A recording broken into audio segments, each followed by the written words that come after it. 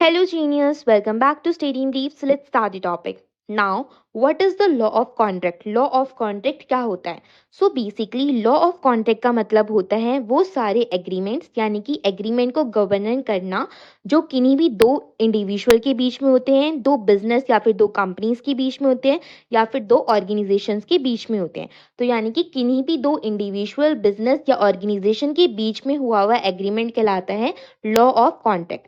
Law of contract ये ensure करता है कि जो भी पार्टीज कौन होंगी बेसिकली वो लोग जो कि लॉ ऑफ कॉन्ट्रैक्ट बना रहे हैं तो जो भी पार्टीज इन्वॉल्व होते हैं किसी भी एग्रीमेंट के अंदर वो सारी अपने टर्म्स एंड कंडीशंस जिसको हम ऑब्लिगेशंस कहते हैं उसको फॉलो करनी चाहिए एंड अगर कोई भी पार्टी ब्रीच कर देती है कॉन्ट्रैक्ट को यानी कि कॉन्ट्रैक्ट को तोड़ देती है तो उसके लिए क्या रेमेडीज होती है ये लॉ ऑफ कॉन्ट्रैक्ट में मेंशन होते हैं अगर हम देखें as per the Indian contract act 1872 ये काफ़ी ज़्यादा प्राइमरी यानी कि प्रायोरिटी होता है कि कॉन्ट्रैक्ट जितने भी बनते हैं इंडिया के अंदर वो सारे गवर्नेंस होने चाहिए यानी कि एग्रीमेंट्स को फुलफिल करने ही करने चाहिए.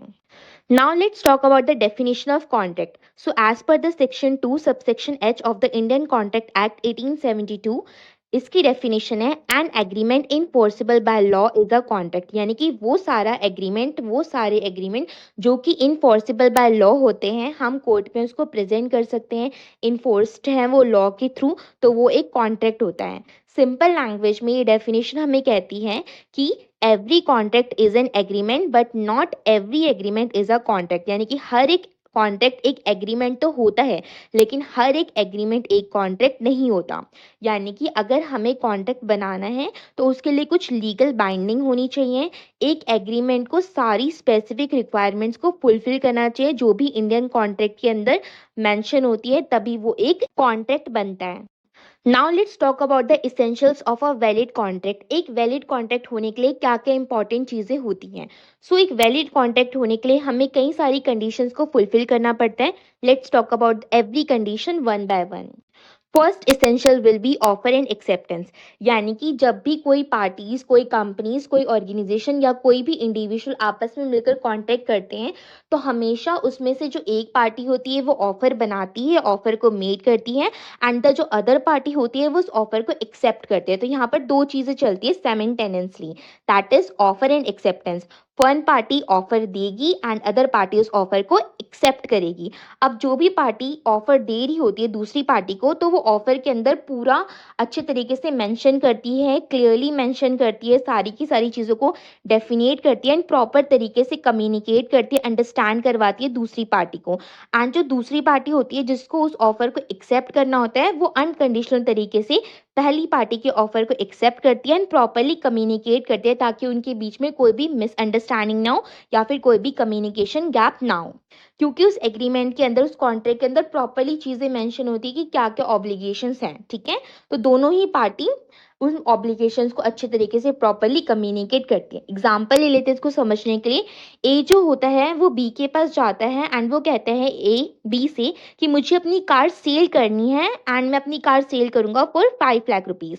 बी इसके लिए एग्री कर देता है और उसकी कार को खरीद लेता है 5 लाख रुपीज़ के अंदर. तो इसके अंदर क्या होगा एक वैलिड ऑफर है और एक वैलिड एक्सेप्टेंस है. कैसे ए ने प्रॉपरली बी से कम्युनिकेट करा और ए ने ऑफर करा बी को कि मुझे अपनी कार सेल करनी है फॉर 5 लाख रुपीज़. तो ए ने क्या करा ऑफर करा बी को एंड बी ने क्या करा इन रिटर्न उसके ऑफर को एक्सेप्ट करा प्रॉपरली इनके बीच में कम्युनिकेशन थी एंड बी ने ए की कार खरीद ली.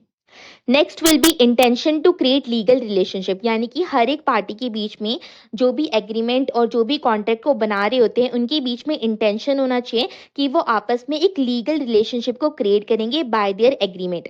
सोशल और डोमेस्टिक एग्रीमेंट इसको क्वालिफाई नहीं करते एंड वो कॉन्ट्रैक्ट के अंदर नहीं आते बिकॉज यहाँ पर हमें क्या रिक्वायरमेंट होती है लीगल रिलेशनशिप की. तो जो भी पार्टीज कॉन्ट्रैक्ट को बना रही होती हैं वो अपने एग्रीमेंट के थ्रू एक लीगल रिलेशनशिप क्रिएट करती हैं. एग्जाम्पल ले लेते हैं हम. एक फादर हैं वो प्रॉमिस करते हैं अपने बेटे से कि मैं आपको 1000 रुपीज़ दूंगा एज अ पॉकेट मनी. तो ये किसका एग्जाम्पल है एक डोमेस्टिक एग्रीमेंट है क्योंकि ये फादर और सन के रिलेशनशिप को रिप्रेजेंट करता है, तो ये एक कॉन्ट्रैक्ट के अंदर नहीं आएगा, ठीक है। लेकिन अगर इसी केस में एक कंपनी साइन कर लेती है एक एम्प्लॉयमेंट को और वो एग्री करती है कि हम आपको इतने पैसे देंगे, इतनी सैलरी देंगे, तो यहाँ पर क्या है, ये एक लीगली बाइंड हो रहे हैं आपस में, तो ये एक कॉन्ट्रैक्ट माना जाएगा। फादर और सन का कोई भी कॉन्ट्रैक्ट नहीं माना जाएगा बिकॉज उनके बीच में एक डोमेस्टिक एग्रीमेंट हो रहा है, लेकिन कंपनी और एम्प्लॉय के बीच में एक लीगली बाइंडिंग हो रही है, तो ये कॉन्ट्रैक्ट के अंदर आएगा। Third one will B lawful consideration. Consideration का मतलब होता है something of value exchange between parties, यानी कि जब दो पार्टीज आपस में मिलकर कॉन्ट्रैक्ट बनाती हैं तो वो कुछ ना कुछ वैल्यू आपस में एक्सचेंज करती है, जिसको हम कंसिडरेशन कहते हैं। कंसिडरेशन के अंदर मनी, गुड्स, सर्विसेज, प्रॉमिस, कुछ भी चीज इंक्लूड हो सकती है। बेसिकली इसका मतलब क्या है, जब दो पार्टीज आपस में लीगली बाइंड करके कॉन्ट्रैक्ट को बना रही हैं तो वो उम्मीद करती है कि जो अदर पार्टी है उससे उन्हें कुछ ना कुछ एक्सचेंज में मिलेगा, तभी वो एक कॉन्ट्रैक्ट को बनाते हैं। एग्जाम्पल ले लेते हैं समझने के लिए। एक्स जो होता है वो एग्री करता है कि वो वाई को अपनी बाइक बेच देगा 50,000 रुपीज के अंदर। अब जो बाइक है वो कंसिडरेशन है किसके लिए, वाई के लिए। कैसे है वो कंसिडरेशन, बिकॉज वाई को क्या मिल रहा है, एक्स की दी गई बाइक मिल रही है, एक्स के द्वारा दी गई बाइक जो है वो वाई को मिल रही है, तो वो उसके लिए कंसिडरेशन होगा। एंड एक्स को उसके बदले में क्या मिल रहा है, 50,000 रुपीज, दैट इज मनी मिल रही है एक्स को। तो यहाँ पे दोनों के लिए कुछ ना कुछ कंसिडरेशन है, बिकॉज दोनों ने आपस में चीजों को एक्सचेंज करा है, समथिंग ऑफ वैल्यू, उन्हें कुछ ना कुछ वैल्यू मिली है। Fourth will be capacity of parties, ये अंडर सेक्शन 11 मेंशन है। इसका मतलब क्या होता है, जब कोई भी इंडिविजुअल, कंपनी या फिर ऑर्गेनाइजेशन आपस में मिलकर पार्टी को क्रिएट करते हैं, देन वो एक कॉन्ट्रैक्ट को फॉर्म करते हैं, तो उसके लिए कुछ लीगल कॉम्पिटेंट होते हैं जो हर किसी को फॉलो करने चाहिए। हर पार्टी उसको फॉलो करेगी तभी वो एक कॉन्ट्रैक्ट बना सकती है। फर्स्ट कंडीशन होती है इसकी मेजर, यानी कि कोई भी ऐसा पर्सन जो कि अबव 18 ईयर्स का है वो एक कॉन्ट्रैक्ट को फॉर्म कर सकता है। अगर उसकी एज माइनर के अंदर है, यानी कि वो बिलो 18 ईयर्स है, तो वो कॉन्ट्रैक्ट नहीं बना सकता। सेकेंड, ऑफ साउंड माइंड का पर्सन अगर कोई भी होता है तो वो भी कॉन्ट्रैक्ट को क्रिएट नहीं कर सकता। बेसिकली इसके अंदर वो सारे लोग आएंगे, अगर कोई पागल है, इंसेन हो गया, ठीक है, अगर किसी को होश नहीं है, कोई मेंटली अनफिट है, तो वो भी कॉन्ट्रैक्ट नहीं बना सकते। Third, not disqualified by law, यानी कि लॉ के द्वारा वो पर्सन डिस्क्वालिफाइड नहीं होना चाहिए। अगर कानून ने, अगर कोर्ट ने उसको डिस्क्वालीफाई कर रखा है कि आप एक कॉन्ट्रैक्ट को फॉर्म नहीं कर सकते, तो यानी कि वो एक कॉन्ट्रैक्ट को फॉर्म नहीं कर पाएगा। फॉर एग्जाम्पल, एक ऐसा पर्सन जो कि इंसॉल्वेंट है, जिसके पास पैसे ही नहीं है, तो वो एक कॉन्ट्रैक्ट नहीं बना सकता, बिकॉज लॉ ने उसको डिस्क्वालीफाई कर रखा है कि आप कोई भी कॉन्ट्रैक्ट फॉर्म नहीं कर सकते। एग्जाम्पल ले लेते हैं, एक 17 ईयर ओल्ड स्टूडेंट है और वो एक कॉन्ट्रैक्ट को साइन करना चाहता है ताकि वो एक लैपटॉप को ले लें, ठीक है। तो वो कंपनी के द्वारा एक कॉन्ट्रैक्ट को साइन करना चाहता है टू बाय अ लैपटॉप। क्योंकि वो स्टूडेंट माइनर है, तो यहाँ पे कॉन्ट्रैक्ट क्या हो जाएगा, वॉइड हो जाएगा, कैंसिल हो जाएगा, वो कॉन्ट्रैक्ट वैलिड नहीं माना जाएगा बिकॉज ऑफ द एज। उसकी एज क्या है, माइनर एज है, और हमें कॉन्ट्रैक्ट बनाने के लिए एक मेजर एज चाहिए होती है, that is above 18 years. Fifth will be free consent, यानी कि जब भी कोई कॉन्ट्रैक्ट बनता है, कोई एग्रीमेंट बनता है, तो उसमें जो भी पार्टीज इन्वॉल्व होती है उनका कंसेंट फ्रीली होना चाहिए, एंड ये सारी ऑब्लिगेशंस को फॉलो नहीं करना चाहिए। अगर ये सारी ऑब्लिगेशन को कोई भी कंसेंट फॉलो करेगा तो यानी कि वो फ्री कंसेंट नहीं है। For example, first one is coercion, यानी कि अगर आपने डरा धमकाकर किसी से कंसेंट लिया, फोर्सफुली उसका कंसेंट लिया, तो ये फ्री कंसेंट नहीं माना जाएगा। सेकेंड इज अनड्यू इन्फ्लुएंस, अगर एक पार्टी एडवांटेज लेना चाहती है किसी की पोजीशन का, तो ये भी फ्री कंसेंट के अंदर नहीं आएगा। थर्ड वन इज फ्रॉड, अगर किसी भी पार्टी का इंटेंशन है कि उसे फ्रॉड करना है दूसरी पार्टी के साथ, तो इसके अंदर भी फ्री कंसेंट नहीं माना जाएगा। Fourth one is miss representation, यानी कि अगर फॉल्स स्टेटमेंट दी है, ठीक है, अगर फॉल्स लिख दिया, झूठ लिख दिया, तो ये भी फ्री कंसेंट के अंदर नहीं आएगा। फिफ्थ वन इज मिस्टेक, अगर दोनों पार्टीज ने मिसअंडरस्टूड कर लिया एग्रीमेंट या फिर कॉन्ट्रैक्ट को, तो ये भी फ्री कंसेंट के अंदर इंक्लूड नहीं होगा। एग्जाम्पल ले लेते हैं, ए जो है वो डरा धमकाकर बी को बोलता है कि तुम अपनी जमीन मुझे बेच दो 1 लाख रुपीज में, एंड इसके अंदर क्या हुआ, बी का कंसेंट जो था वो फ्री नहीं था, बिकॉज ए ने बी को थ्रेटन करा और उससे उसका कंसेंट ले लिया। तो इस केस में जो कॉन्ट्रैक्ट होगा वो वॉइडेबल हो जाएगा, एंड ये एक वैलिड कॉन्ट्रैक्ट नहीं माना जाएगा। Sixth one is lawful object, यानी कि जो भी कॉन्ट्रैक्ट का पर्पस होता है वो हमेशा लीगल पर्पस होना चाहिए, कोई भी इलीगल पर्पस नहीं होना चाहिए कॉन्ट्रैक्ट का।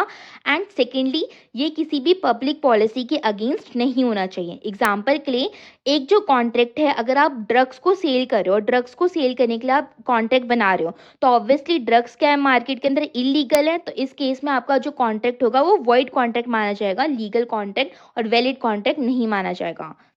एंड अगर आप एक कॉन्ट्रैक्ट फॉर्म कर रहे हो जिसके अंदर आप मेंशन कर रहे हो कि आपको अपने घर को बेचना है, तो एक वैलिड कॉन्ट्रैक्ट के अंदर आएगा, बिकॉज लैंड या प्रॉपर्टी को सेल करना इलीगल नहीं होता, लीगल होता है।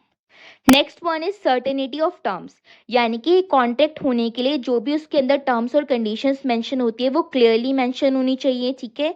कोई भी उसके अंदर वेग बात नहीं होनी चाहिए, कोई भी टर्म्स वेग नहीं होने चाहिए। अगर ऐसा पाया गया तो वो कॉन्ट्रैक्ट वैलिड नहीं, वॉइड हो जाता है। एग्जाम्पल के लिए, ए जो होता है वो एग्री करता है कि वो कुछ गुड्स बी को बेचेगा विदाउट स्पेसिफाइंग व्हाट और हाउ मच, यानी कि इसके अंदर वो स्पेसिफाई नहीं करता कि वो कौन से गुड्स बी को बेचना चाह रहे हैं और कितने के बेचना चाह रहे हैं। तो इस कॉन्ट्रैक्ट के अंदर क्या था, अनसर्टेनिटी पैदा हुई, इम्पॉसिबल था ये कॉन्ट्रैक्ट। तो इस केस में ये कॉन्ट्रैक्ट वॉइड हो जाएगा, बिकॉज ए ने प्रॉपरली मेंशन नहीं करा कि वो कौन से गुड बी को बेचना चाहता है और वो कितने के बी को गुड सेल करना चाहता है।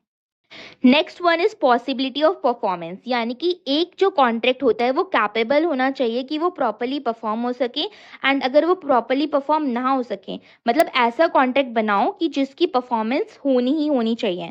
आप ऐसा कॉन्ट्रैक्ट नहीं बना सकते जो कभी परफॉर्म ही नहीं हो सकता। अगर आपने ऐसा कोई कॉन्ट्रैक्ट बना दिया तो वो वॉइड कॉन्ट्रैक्ट हो जाएगा। एग्जाम्पल के लिए, ए प्रॉमिस करता है कि वो एक डेड पर्सन को वापस ला देगा, उसको जिंदा कर देगा 1 लाख रुपीज के अंदर।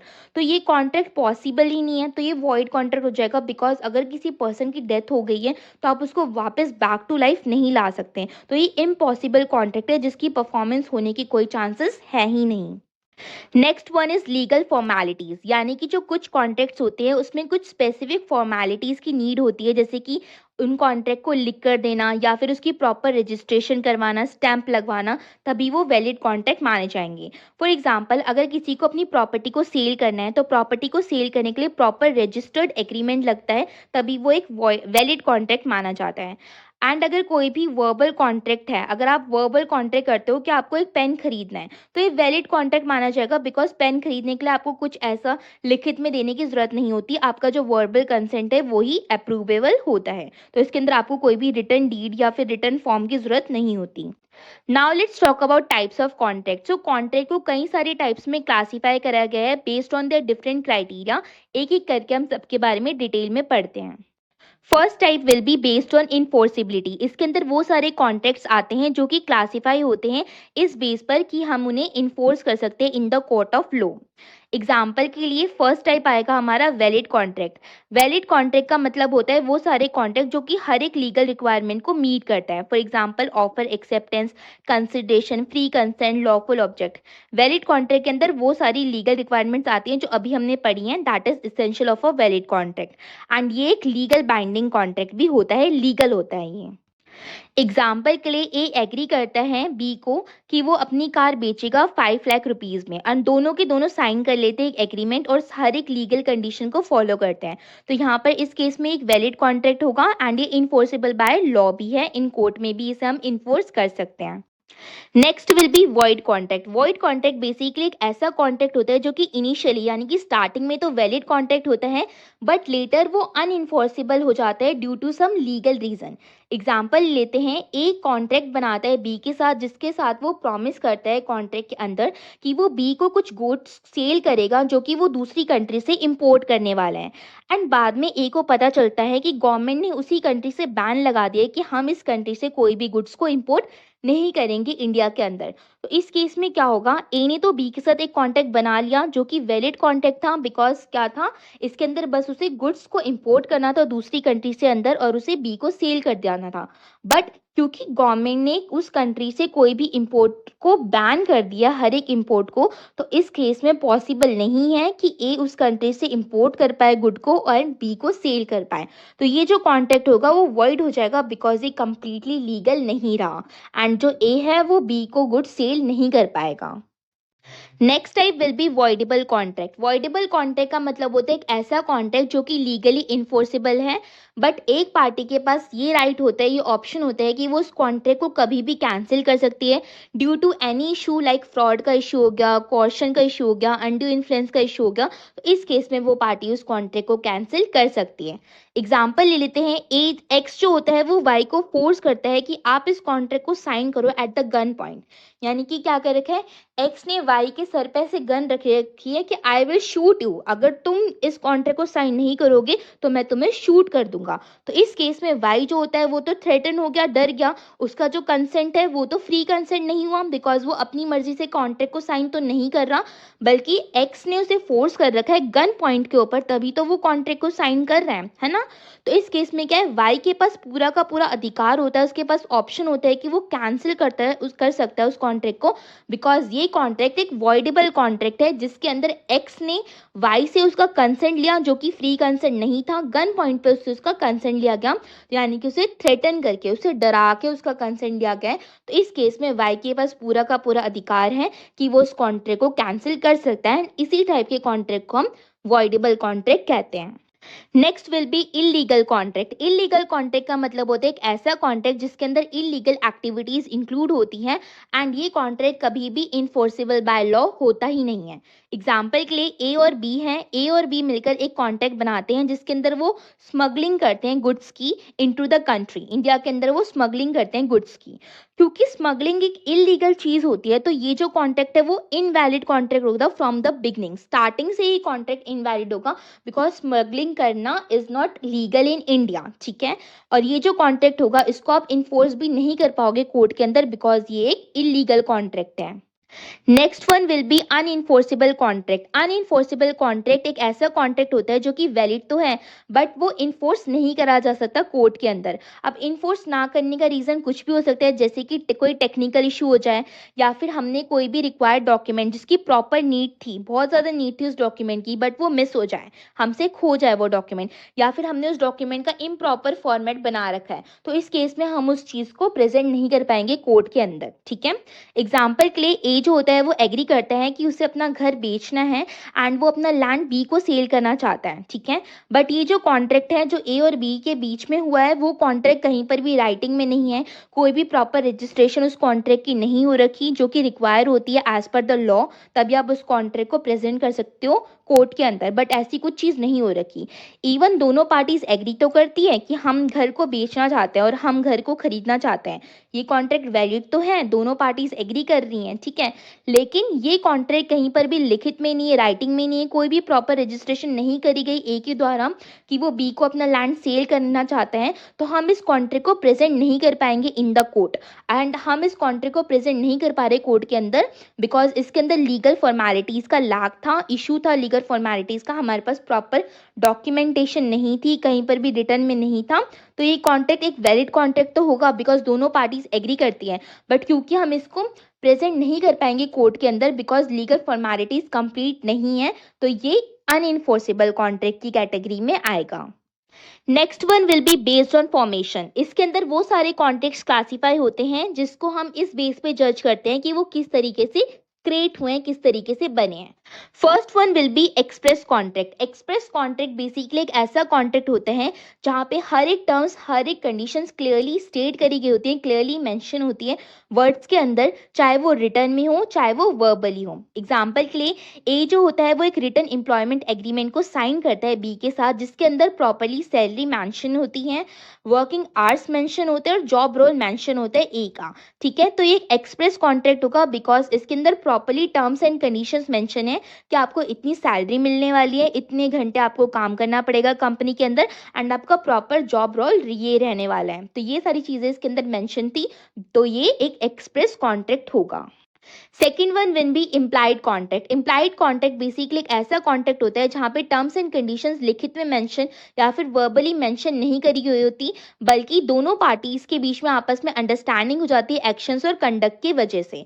एग्जाम्पल लेते हैं, हम एक रेस्टोरेंट जाते हैं, रेस्टोरेंट जाके हमने फूड को ऑर्डर कर दिया एंड हम उसे खा रहे हैं, तो हमने कुछ बोला भी नहीं है, कोई कॉन्ट्रैक्ट भी साइन नहीं करा, बट ये अंडरस्टूड वाली बात होती है कि हम एक रेस्टोरेंट गए, हमने कुछ ऑर्डर करा, हमने उस चीज़ को खाया है, तो अब अब हमें उसके पैसे देने पड़ेंगे, हमें बिल पे करना पड़ेगा। तो ये एक इम्प्लाइड कॉन्ट्रैक्ट है जो कि इम्प्लाइड है कि आपको ये करना ही करना पड़ेगा। ये अंडरस्टैंडिंग है दोनों के बीच में कि अगर आप कहीं से भी फूड ऑर्डर करते हो, उसको खाते हो, तो आपके उसके बदले में आपको उसे पे करना पड़ता है। Third one will B quasi contract. ये एक ऐसा कॉन्ट्रैक्ट होता है जो कि इम्पोज होता है लॉ से, जहाँ पर एक जो पार्टी होती है वो अनफेयरली दूसरी पार्टी से बेनिफिट इनटेक करती है, उसको लेती है, इवन विदाउट एन एग्रीमेंट। दोनों के बीच में कोई भी एग्रीमेंट नहीं है, कोई भी कॉन्ट्रैक्ट नहीं है, फिर भी वो बेनिफिट ले लिए अनफेयरली। एग्जाम्पल ले लेते हैं। इसके अंदर क्या होता है, बेसिकली जो ए होता है वो एक पार्सल को डिलीवर करता है जो कि एक्चुअली बी के लिए पार्सल था, बट वो सी को गलती से डिलीवर कर देता है, ठीक है। एंड जो सी होता है वो पैकेज को रिसीव करता है, उस पैकेज को ओपन करता है एंड उसके अंदर जो भी सामान होता है उसको यूज़ करने लग जाता है।